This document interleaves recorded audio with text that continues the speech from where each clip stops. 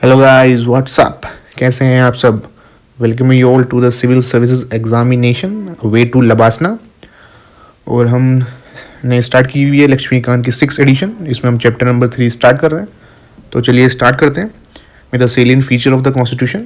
तो होपफुली आपको chapter number 1 और चैप्टर नंबर 2 पूरे ही क्लियर हो गए होंगे। And if you have any doubt in any concept और any line, just put in the comment section, because ये 2 वे कम्युनिकेशन होना चाहिए कि आपको कुछ एक्सप्लेन किया जा रहा है तो आप भी सामने से कुछ पूछेंगे, तभी हमको पता चलेगा कि आपको पूरी तरीके से क्लियर हो पा रही चीज़ें नहीं। तो फर्स्ट है कि जो इंडियन कॉन्स्टिट्यूशन है अपने कंटेक्स्ट में यूनिक है स्पिरिट में, और इसको बोरो किया गया है ऑलमोस्ट सभी जो कॉन्स्टिट्यूशन है वर्ल्ड के। हम इसमें एक सेपरेट वीडियो भी इसके एंड में लक्ष्मीकांत में दी गई है टेबल कि कहाँ से बोरो किया गया डिफरेंट आर्टिकल, लेकिन वो उसकी नेक्स्ट वीडियो में हम देखेंगे, वो इसमें इंक्लूड नहीं करेंगे।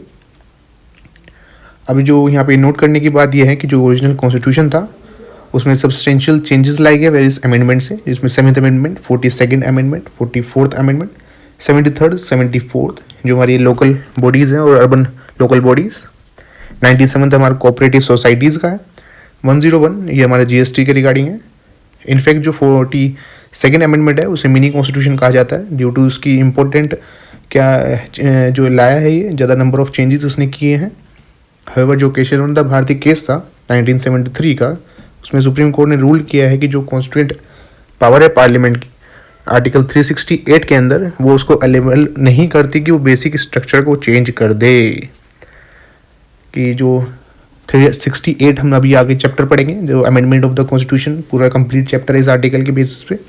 तो उसमें केशवानंद भारती केस में ये बोला गया था कि इस आर्टिकल के अंदर पार्लियामेंट के पास पावर ये नहीं है कि वो बेसिक स्ट्रक्चर को चेंज कर सके। फर्स्ट थिंग, बेसिक स्ट्रक्चर का चैप्टर अभी हम आगे पढ़ेंगे, लेकिन आप ध्यान रखेंगे कि बेसिक स्ट्रक्चर कहीं डिफाइन नहीं है, ये सुप्रीम कोर्ट की वेरियस जजमेंट के थ्रू हमें पता चला है। अब सेलियंट फीचर्स जो उसमें देखने हैं वो हम डिस्कस कर लेते हैं। अब इस चैप्टर में सेलियंट फीचर्स जो टोटल 14 जो दिए हुए हैं, इनको ही हम आगे डिटेल्स में हम डिस्कस करेंगे। जैसे इसमें हम डिस्कस कर लेंगे जो भी फंडामेंटल राइट्स इसमें बताया जाएगा, डीपीएसपी होगा, और जो कोऑपरेटिव सोसाइटीज़ आ जाएगा, लोकल बॉडीज़, तो इनके ही एक पर्टिकुलर पूरा चैप्टर इनके ऊपर है, तो नो नीड टू वरी। तो फर्स्ट है कि लेंथियस रिटन कॉन्स्टिट्यूशन है। तो रिटन और नॉन रिटन क्लासीफाई किया जाता है। तो आप ये मत कंफ्यूज हुए कि जो अगर अनरिटन लिखा हुआ है तो मीन्स उनका कोई पेपर पे रिटन नहीं है, ऐसा कुछ नहीं है। बस अनरिटन उनको बोलते हैं जो किसी कॉन्स्टिट्यूएंट असेंबली द्वारा मिलकर बनाया नहीं गया है। तो ये कॉन्सेप्ट आप क्लियर कर लें अपना। तो जो कॉन्स्टिट्यूशन है रिटन भी हो सकता है लाइक अमेरिकन कॉन्स्टिट्यूशन, और अनरिटन भी जो ब्रिटिश कॉन्स्टिट्यूशन है।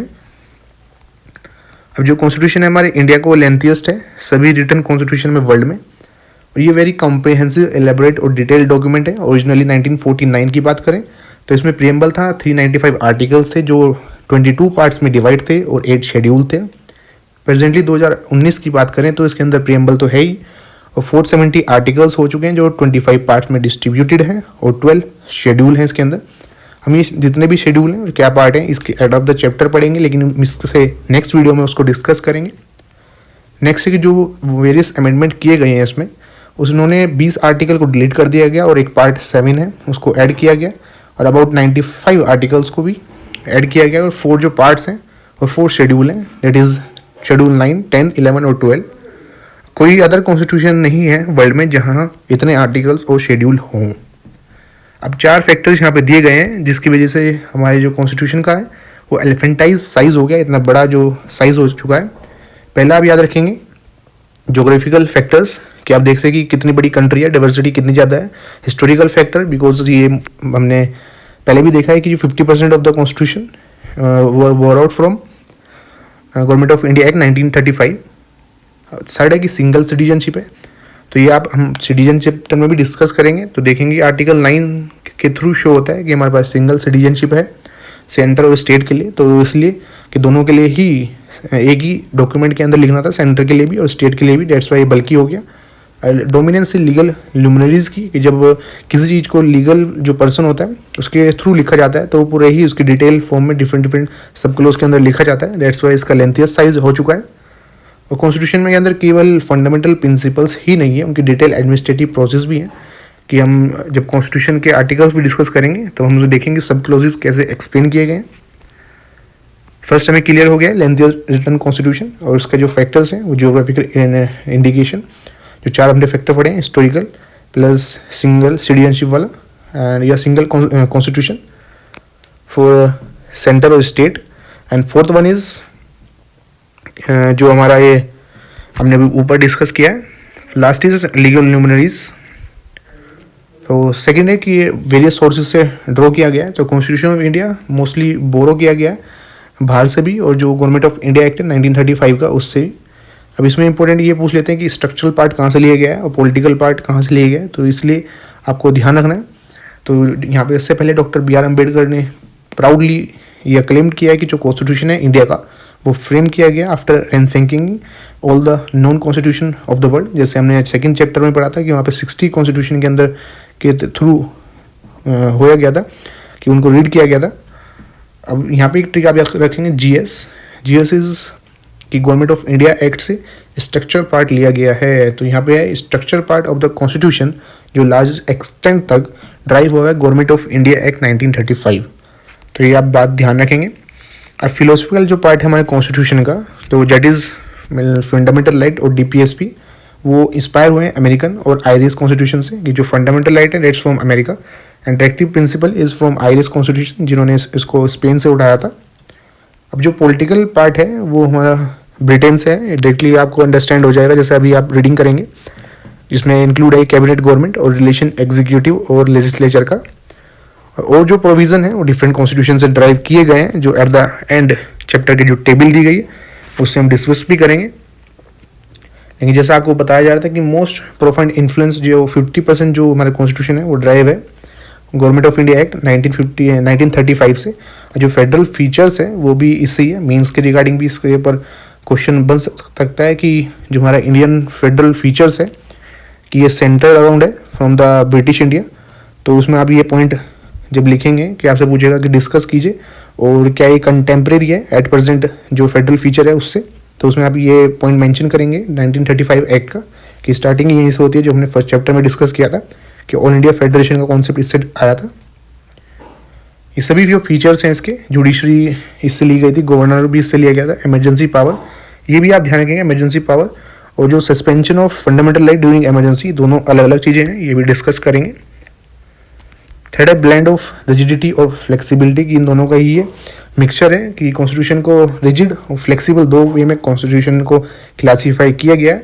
पहला है रिजिड कॉन्स्टिट्यूशन है कि जैसे कि स्पेशल प्रोसीजर की रिक्वायरमेंट होती है अमेंडमेंट करने के लिए, फॉर एग्जांपल जो अमेरिकन कॉन्स्टिट्यूशन है, और फ्लेक्सिबल भी है कि इसमें अमेंडमेंट किया जा सकता है, ऑर्डिनरी लॉज में जैसे चेंजेस किए जा सकते हैं लाइक ब्रिटिश कॉन्स्टिट्यूशन। तो ये कैसे पॉसिबल है फ्लेक्सिबल और रिजिड, अभी आप इतना स्ट्रेस आउट नहीं कीजिए क्योंकि जो अमेंडमेंट चैप्टर है हमारा अभी आगे फर्स्ट पार्ट में ही है इसके, वो हम डिस्कस करेंगे। उसमें आपको क्लियर होगा कि कौन कौन सी मेजोरिटी से आर्टिकल 368 के अंदर आते हैं, कौन नहीं आते हैं। तो जो फ्लेक्सिबल है वो ऑर्डिनरी लॉ सिंपल मेजोरिटी की बात की जा रही है। यहाँ पे ब्रीफ में दिया गया है कि दो टाइप के अमेंडमेंट हैं आर्टिकल 368 के अकॉर्डिंग, कि जो सम प्रोविजन है वो अमेंड किए जा सकते हैं स्पेशल मेजोरिटी पार्लियामेंट की, जैसे 2/3 of the member of each house present and voting plus majority of total membership. तो ये टाइप ऑफ मेजोरिटी ऑलरेडी आपको हमारे दूसरे चैनल पे एक्सप्लेन कर दी गई है, लेकिन इसके लिए भी एक सेपरेट वीडियो आपको डल जाएगी। तो आफ्टर इट कि जो न्यू है चैनल पे उनको कोई भी क्लियरिटी मतलब कोई भी डाउट नहीं रहेगा। पहले प्रोविज़न में है कि स्पेशल मेजोरिटी पार्लियामेंट की जिसमें 2/3 प्रेजेंट एंड वोटिंग प्लस यह है कि मेजोरिटी ऑफ टोटल मेंबरशिप, तो आप याद रखेंगे इसको। और जो सेकंड है कि सम अदर प्रोविज़न जो स्पेशल मेजोरिटी से होते हैं और रेटिफिकेशन लगता है हाफ ऑफ द स्टेट का। तो इसमें कौन कौन से प्रोविज़न आते हैं, जब स्टेट के अंदर या कोई भी फेडरल प्रोविज़न चेंजेस करना होता है तो स्टेट के लिए जाता है। और एट द सेम टाइम कोई जो मैं आपको बता रहा था कि फ्लेक्सिबल कैसे है कि कुछ ईजिली कैसे हो सकते हैं, बिकॉज सिंपल मेजोरिटी से भी होते हैं, लेकिन ये सिंपल मेजोरिटी वाला आर्टिकल 368 में नहीं आता। सिंपल मेजोरिटी के अंदर वहाँ पे 18 आइटम्स है, 18 आइटम्स नहीं बोलूँगा, 18 लिस्ट है जो हम अमेंडमेंट ऑफ द चैप्टर में पढ़ेंगे। तो उसमें इंक्लूड है कि आर्टिकल 2 के अंदर चेंजेस, आर्टिकल 3 के अंदर या नेम ऑफ द स्टेट, वो सभी हम डिस्कस करेंगे। नेक्स्ट की हम the federal system with unitary base, जो कॉन्स्टिट्यूशन है इंडिया का वो एस्टेब्लिश करता है एक फेडरल सिस्टम ऑफ गवर्नमेंट। तो इसमें कंटेन करता है ये सभी यूजुअल फीचर फेडरेशन की, that is 2 government division of power, written constitution की सुप्रीमेसी कॉन्स्टिट्यूशन की। तो ये फेडरल फीचर्स हैं जिनके जो हमारे कॉन्स्टिट्यूशन के हैं। फेडरल इन द सेंस कि फेडरेशन, जब हम पॉलिटिकल साइंस ऑप्शनल में पढ़ते हैं कि federation is toward the states, तो सुप्रीमेसी है कॉन्स्टिट्यूशन की। जब सुप्रीमेसी संविधान की रहती है तो सेंटर उसमें अपनी बात नहीं इतनी चला सकता, तो उसमें स्टेट को भी इक्वल शेयर मिलता है। तो इस चीज़ को आप सुप्रीमेसी जब कॉन्स्टिट्यूशन की पढ़ते हैं तो इतना डाउट रहता है स्टूडेंट में कि कैसे supremacy of the constitution federal feature है, तो ये आपको डाउट क्लियर हो जाना चाहिए। Because division of power, written constitution, ये सभी समझ में आते हैं। नेक्स्ट है कि इंडियन कॉन्स्टिट्यूशन के अंदर यूनिटरी फीचर्स भी हैं। यूनिटरी मीन्स नॉट फेडरल, लेकिन स्ट्रोक सेंटर है, इसमें सेंटर के प्रति एक यूनिटरी दिखाया जाता है जो इमरजेंसी में हो जाता है। इसमें इंपॉर्टेंट ये है कि जो टर्म फेडरेशन है कहीं भी मेंशन नहीं है हमारे कॉन्स्टिट्यूशन के अंदर। आर्टिकल 1 एक तरफ, दूसरी तरफ मेंशन करता है कि जो यूनियन ऑफ स्टेट है वो इम्प्लेस करती है दो थिंग। पहले ही कि इंडियन फेडरेशन रिजल्ट नहीं है agreement by the state. Second, कोई भी स्टेट के पास राइट नहीं है कि वो सीड कर सके फ्रॉम द फेडरेशन, की किसी भी स्टेट के पास राइट नहीं है कि वो फेडरेशन से इससे अलग हो सके। पहला कि स्टेट का जो जितने भी 28 स्टेट हैं उनका बीच में कोई एग्रीमेंट नहीं हुआ हुआ कि हम मिलके यूनियन बनाएंगे। सेकंड, कि जो स्टेट है उसके पास राइट नहीं है यहाँ से अलग होने का। डेट्स वाई जो फेडरल है ये हमारा constitution inform but unitary in spirit. और ये डायरेक्टली पूछ लिया जाता है कि क्वाजी फेडरल है नहीं है हमारा कॉन्स्टिट्यूशन, तो ये किसने बोला था? केसी वियर ने क्वाजी फेडरल बोला गया। Bargaining federalism by Morris Jones and cooperative federalism Granville Austin. और एक फेडरेशन जिसकी सेंट्रलाइज टेंडेंसी है, योर जेनिंग ने बोला हुआ। नेक्स्ट मूव करते हैं to the parliamentary form of government पे। तो ये कॉन्स्टिट्यूशन है, इसने British parliamentary system of government adopt किया है rather than American presidential system of government. तो ये क्यों किया ये हम डिस्कस करेंगे। हमारे जो सेकंड पार्ट है एक्सपर लक्ष्मीकांत, तो उसमें जो फर्स्ट चैप्टर है कि पार्लियामेंट्री फॉर्म ऑफ गवर्नमेंट, तो उसमें डिस्कस करेंगे कि उसमें हम देखते हैं कि our constitution maker chooses more responsibility than इस स्टेबिलिटी, बिकॉज जो प्रेसिडेंशियल सिस्टम है वो ज़्यादा स्टेबल है और जो पार्लियामेंट्री फॉर्म ऑफ गवर्नमेंट है ये ज़्यादा रिस्पॉन्सिबल है। तो रिस्पॉन्सिबिलिटी ज़्यादा चूज़ की है उन्होंने।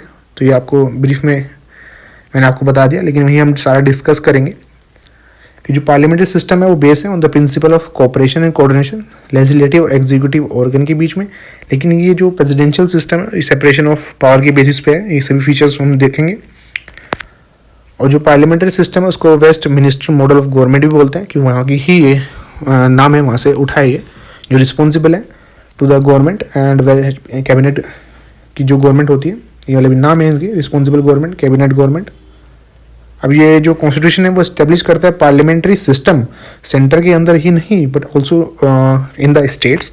अब फीचर्स क्या हैं डिटेल में वहाँ देखेंगे, और यहाँ पे आप पढ़ लीजिए। नॉमिनल और रियल एग्जीक्यूटिव, ये जैसे prime minister and president. Majority party rule करती है। कलेक्टिव रिस्पॉन्सिबिलिटी है आर्टिकल 73, 74, ये वेरी इंपॉर्टेंट आर्टिकल। और membership of the ministers in the legislature, leadership prime minister की, चीफ मिनिस्टर की, लोअर हाउस का डिसोल्यूशन।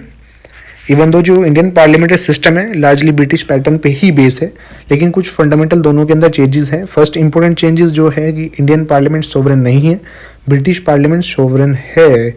अब इसका भी डिफरेंस हम पार्लियामेंट चैप्टर के एंड में पढ़ेंगे, वहाँ पे क्लियरली डिफाइन किया गया है। फर्दर जो इंडियन स्टेट है उन्होंने वहाँ पे इलेक्टेड हेड है, हम सभी जानते हैं बात कि यहाँ पे इलेक्शन के थ्रू जो हमारे प्राइम मिनिस्टर है वो चूज़ किए जाते हैं। वाइल जो ब्रिटिश स्टेट है वहाँ पे हेरिडेटरी है, वहाँ पे मोनार्की है कि जो उनका बेटा वही बैठता है वहाँ पे।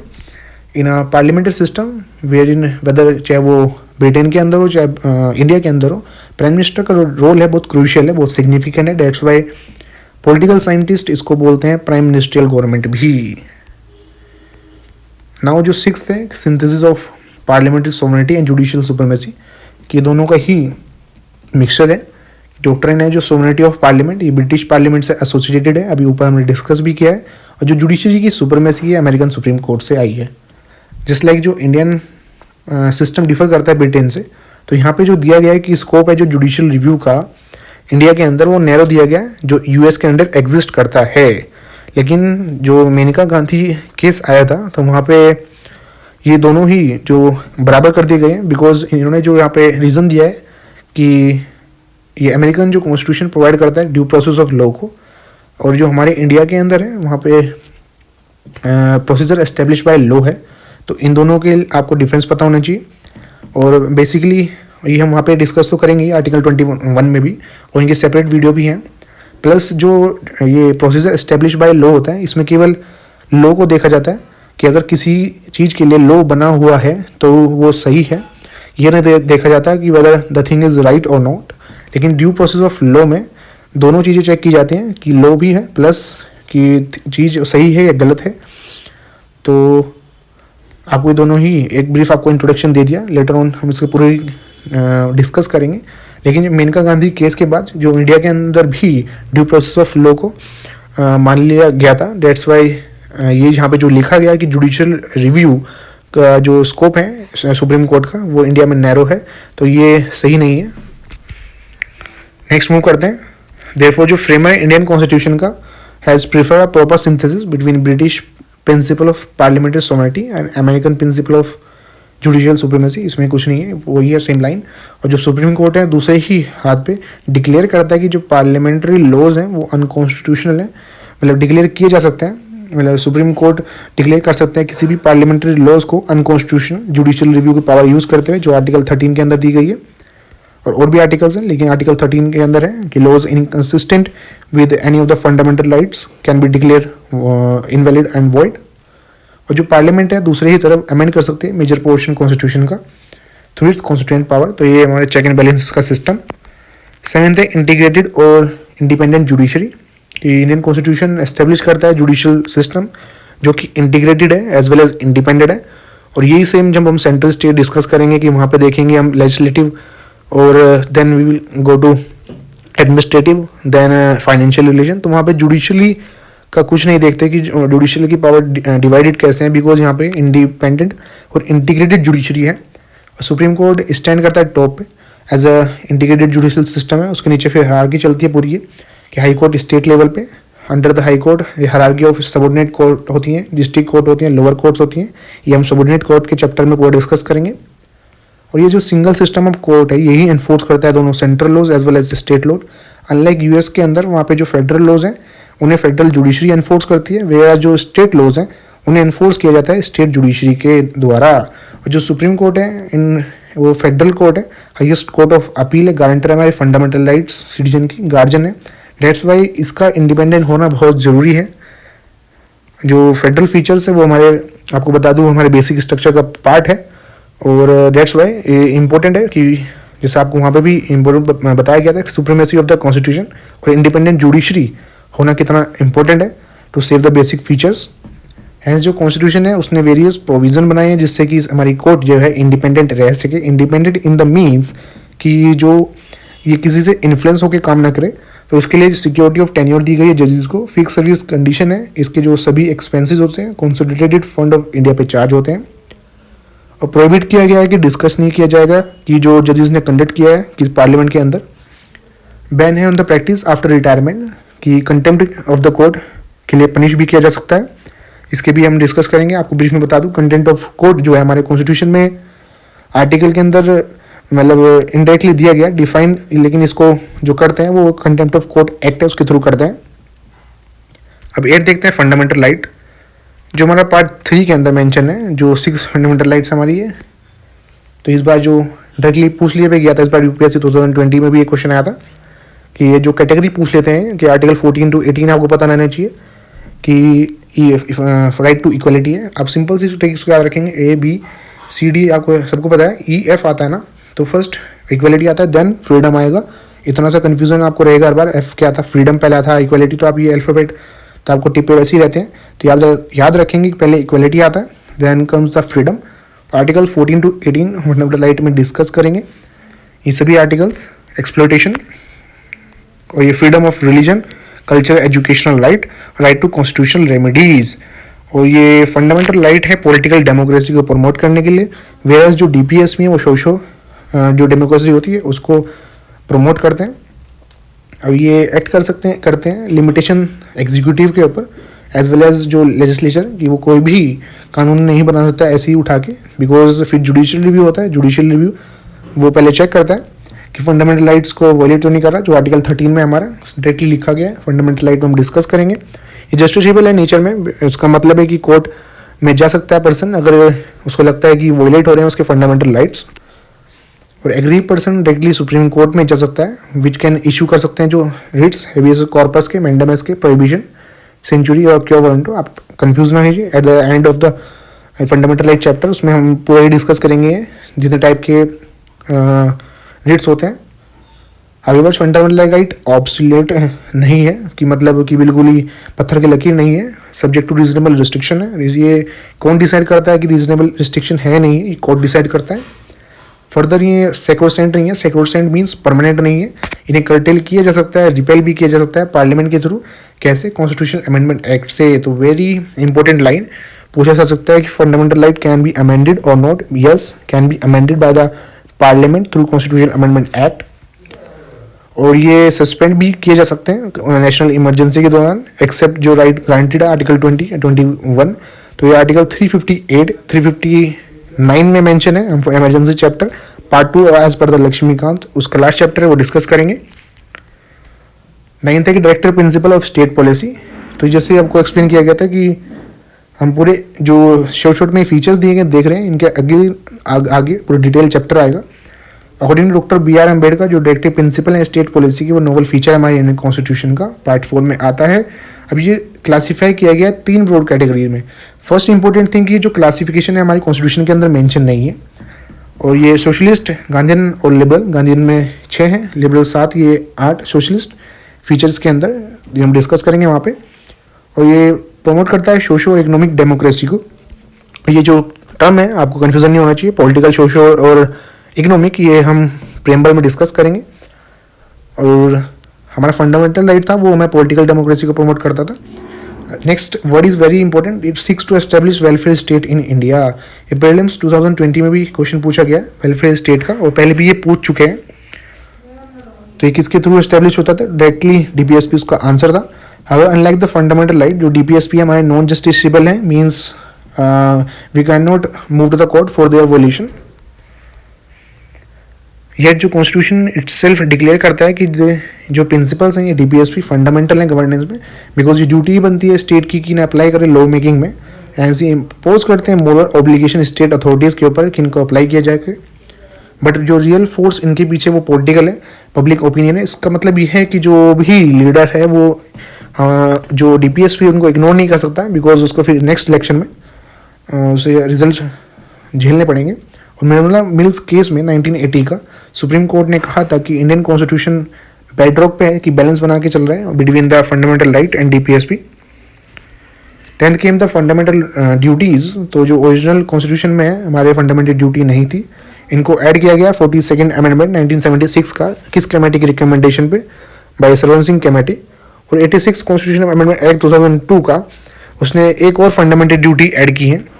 और पार्ट 4 है जो हमारे कॉन्स्टिट्यूशन का, जिसमें एक आर्टिकल है 51A, स्पेसिफाई करता है 11 फंडामेंटल ड्यूटीज़ को, जो हम ऑलरेडी फंडामेंटल आगे जो चैप्टर आएगा फंडामेंटल ड्यूटीज़ का उसमें डिस्कस करेंगे सभी। और ये एज अ रिमाइंडर काम करते हैं सिटीजन के ऊपर कि जब आप राइट्स को एंजॉय कर रहे हो आपको कॉन्शियस रहना चाहिए कि जो कुछ आपकी ड्यूटीज़ भी हैं। तो ये डिस्कस करेंगे कौन कौन सी ड्यूटीज़ हैं। प्लस ये DPSP की तरह नॉन जस्टिसेबल है कि कोर्ट में आप मूव नहीं कर सकते when they are violated. 11th point है very important and one of the most important point है इस चैप्टर का कि सेकुलर स्टेट कि जो कॉन्स्टिट्यूशन है इंडिया का सेकुलर स्टेट की बात करता है और किसी पर्टिकुलर रीजन को प्रमोट नहीं करता। तो पूछ लिया जाता है कि कौन कौन से आर्टिकल हमारे कॉन्स्टिट्यूशन के अंदर या फीचर्स सेकुलर कैरेक्टर को शो करते हैं। तो फर्स्ट जो सेकुलर जो वर्ड है ये हमारी कॉन्स्टिट्यूशन में प्रियम्बल के अंदर 42nd अमेंडमेंट से ऐड हुआ था। तो आपको इसको ट्रिक भी याद करने की आपको प्रियम्बल चैप्टर में बता दी जाएगी। और प्रियम्बल सिक्योर करता है सभी सिटीजन को लिबर्टी ऑफ बिलीफ, फेथ और वर्शिप। इंपॉर्टेंट आता है कि किस फंडामेंटल राइट में सेकुलर जो फीचर्स है। तो याद रखेंगे आप आर्टिकल 14 to 16 एंड 25 to 30।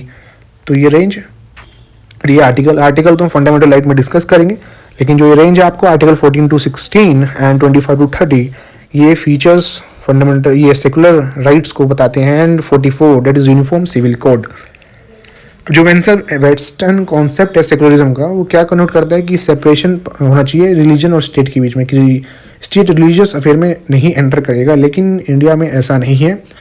जैसे इसका लेटेस्ट क्लासिकल एग्जाम्पल है ट्रिपल तलाक, कि इंडिया एंटर करता है रिलीजियस मैटर में, जो हमारी स्टेट है मतलब, और राम मंदिर आपको एग्जाम्पल दे सकते हैं। तो जो नेगेटिव कॉन्सेप्ट है सेकुलरिज्म का, वो एप्लीकेबल नहीं है इंडियन सिचुएशन में, जहाँ पे जो सोसाइटी है मल्टी रिलीजियस है। Hence Indian constitution positive concept को लेकर चलता है सेकुलरिज्म का, कि इक्वल रिस्पेक्ट देता है सभी रिलीजन को, प्रोटेक्ट भी करता है सभी रिलीजन को इक्वली। मोरेवर जो कॉन्स्टिट्यूशन है उसने अबॉलिश कर दिया था जो ओल्ड सिस्टम है कॉम्युनल रिप्रेजेंटेशन का, कि जो हमारा स्टार्ट हुआ था, जिसे लीगलाइज किया गया था, हमारे मॉन्यूमेंटल रिफॉर्म था 1909 का, that is reservation seats legislature में रिलीजन के बेसिस पे। नेक्स्ट केम तो यूनिवर्सल एडल्ट फ्रेंचाइज। तो जो कॉन्स्टिट्यूशन है उसने ये अडॉप्ट किया universal adult franchise as a basis, कि इलेक्शन किस बेसिस पे होंगे, लोकसभा के अंदर और स्टेट लेजिस्लेटिव असेंबलीज के अंदर।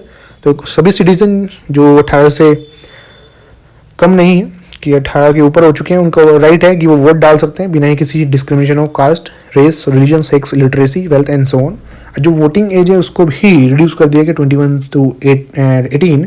अब इस ट्रिक को याद रखेंगे, जब भी पूछे 21 से घटाया है ना, तो लास्ट में 1 है, तो आपको कन्फ्यूजन 61, 65, 69 में रहता है, कि जो 69 है कि जो दिल्ली को यूटी बनाया था, मतलब एनसीटी, तो ये 61 है और ये 21 है। लास्ट का आप ध्यान रखेंगे तो डायरेक्टली आपको याद रहेगा कि 61st कॉन्स्टिट्यूशन अमेंडमेंट एक्ट से ये ऐड हुआ था।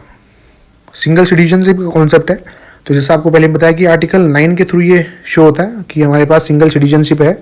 ये किसी मतलब पूछ सकता है किस आर्टिकल के थ्रू आपको पता चलता है, हम सिटीजनशिप चैप्टर में डिस्कस भी करेंगे। डायरेक्टली हमारे कॉन्स्टिट्यूशन में नहीं दिया गया कि आर्टिकल 9 के अंदर, लेकिन as per the definition of article 9 आपको समझ में आ जाएगा। दो इंडियन कॉन्स्टिट्यूशन फेडरल है, और वो एनालिसिस का मतलब होता है परिकल्पना करता है डुअल पॉलिटी की, सेंट्रल स्टेट, लेकिन सिटीजनशिप हमारे अंदर सिंगल ही है। लेकिन यूएसए के अंदर सिटीजनशिप डुअल है, कि स्टेट की भी और कंट्री की। नेक्स्ट है इंडिपेंडेंट बॉडीज। तो जो इंडियन कॉन्स्टिट्यूशन है नहीं not only provide for the legislative, executive और judicial organ, but also certain independent bodies भी हैं। तो ये कॉन्स्टिट्यूशनल बॉडीज हम at the end of the जो हमारी बुक है वहाँ पे मेंशन है, तो हमने पीडीएफ में भी ऐड कर दिए। Election commission, controller and auditor general, तो इनके आर्टिकल आपको पता होना चाहिए 324, 146, 315 एंड एसपीएफसी। नेक्स्ट इमरजेंसी प्रोविजन, इसका भी सेपरेट चैप्टर हमारे पास है, इसके एक्सपर्ट लक्ष्मीकांत पार्ट 2 का लास्ट चैप्टर है ये। तो ये हम डिस्कस करेंगे तीनों ही टाइप की, नेशनल इमरजेंसी, स्टेट इमरजेंसी और इसके आर्टिकल्स भी। नेक्स्ट है 3 टीयर्स जो गवर्नमेंट होती है, कि जो हमारा ये अर्बन लोकल बॉडीज़, तो 73rd और 74th कॉन्स्टिट्यूशन अमेंडमेंट ने 3 टायर गवर्नमेंट दी है, डेट इज़ लोकल, जो हमारे और दूसरे जो कॉन्स्टिट्यूशन है वर्ल्ड के वहाँ पे फाउंड नहीं होती। तो जो आर्टिकल 70 अमेंडमेंट था 73rd, इसने कॉन्स्टिट्यूशन रिकॉग्नाइजेशन दी रूरल लोकल गवर्नमेंट को, डेट इज़ पंचायत। तो इसने ऐड किया था नया पार्ट 9 और शेड्यूल 11 ऐड हुआ, और 74th ने ऐड किया है municipalities, that is part 9A और शेड्यूल था 12th। Next is cooperative societies, तो 97th ऐड किया है, तो इसके ऊपर भी लास्ट में सेपरेट चैप्टर है, नो नीड टू वरी। तो इसने 3 चेंजेस किए थे। पहला कि कोऑपरेटिव सोसाइटी को फॉर्म करना फंडामेंटल राइट बन गया था, और डीपीएस में भी इंक्लूड हो गया था, और पार्ट 9B हमारे कॉन्स्टिट्यूशन के अंदर ऐड हो गया था, जिसका नाम है कोऑपरेटिव सोसाइटीज़। अब लास्ट में क्रिटिसिज्म दिए गए, तो आपको एक बार गो थ्रू कर लीजिए इसके थ्रू। पहले की बोर्ड कॉन्स्टिट्यूशन है, जैसे ऑलरेडी आपको एक्सप्लेन कर दिया गया कि गवर्नमेंट ऑफ इंडिया की 1935 प्लस और भी जो कॉन्स्टिट्यूशन है, तो ये पीडीएफ मिल जाएगी, आप वहाँ से इसको रीड कर सकते हैं। ये इंपॉर्टेंट है आपके आंसर राइटिंग के लिए कि क्या क्या बोला गया था। कार्बन कॉपी है आर्टिकल, ये जो था हमारा एक्ट 1935 का। तो यहाँ पे BR अम्बेडकर ने जो आंसर दिया था क्रिटिसिज्म का, वो हाईलाइट कर दिया गया आपके लक्ष्मीकांत में, पूरा ही एक पैराग्राफ दिया गया, वहाँ पे आप बोरिंग हो जाता है आपके लिए। थर्ड है कि अन इंडियन और एंटी इंडियन था ये, तो उसमें व्यूज़ दिए गए। फिर अन गांधीयन था ये, कि जो गांधी प्रिंसिपल्स थे अकॉर्डिंग टू द क्रिटिक्स, की जो इंडियन कॉन्स्टिट्यूशन है अन गांधीयन थे, बिकॉज इसमें जो फिलोसफी थी और आइडियल्स थे महात्मा गांधी के, जो फादर इंडियन नेशंस की, वो नहीं इंक्लूड किए गए, ये इनका ओपिनियन था। और इन्होंने ओपिनियन दिया जो कॉन्स्टिट्यूशन है वो रेज किया गया है और बिल्ड किया जाना चाहिए विलेज पंचायत इसको डिस्ट्रिक्ट पंचायत के बेसिस पे। इन दिस कंटेक्स्ट जो सेम मेंबर्स थे कॉन्स्टिट्यूंट असेंबली के हनुमंतिया, उन्होंने कहा था कि दिस इज एग्जैक्टली जो काइंड है कॉन्स्टिट्यूशन का महात्मा गांधी जी चाहते थे, did not want and did not envisages कि ये कॉन्स्टिट्यूशन वो है कि जो महात्मा गांधी जी नहीं चाहते थे, ना ही परिकल्पना करते थे कि के हनुमंतरा जो ये कॉन्स्टिट्यूशन असेंबली के मेंबर हैं इन्होंने बोला था। तो हम आगे भी डीपीएसपी में एक आर्टिकल है 40 जिसमें पंचायत की बात होगी, तो गांधीयन प्रिंसिपल में हम इंक्लूड करेंगे। नेक्स्ट केम द एलिफेंटिन साइज, हम ऑलरेडी डिस्कस कर चुके हैं कि क्यों था ये, कि वो जोग्राफिकल इंडिकेशन हमने फर्स्ट पेज पे डिस्कस किए थे। पैराडाइज ऑफ लॉयर्स की ओपिनियन था कि जो लीगल लैंग्वेजेस होती हैं ये इसको कॉम्प्लेक्स डॉक्यूमेंट बना देती हैं। नीचे व्यूज़ हैं इनके। तो गाइज हमने पूरा चैप्टर कंप्लीट कर लिया। नेक्स्ट वीडियो में हम कंप्लीट करते हैं chapter number 4 preamble of the constitution. And please hit the subscription button and like the video अगर आपको पसंद आती है। और टेलीग्राम चैनल @tips4IAS को ज्वाइन कर सकते हैं आप, और टेलीग्राम पे सर्च कर सकते हैं या directly 10M expert IAS search कीजिए। मिलते हैं नेक्स्ट चैप्टर में। Till then keep studying. Thank you.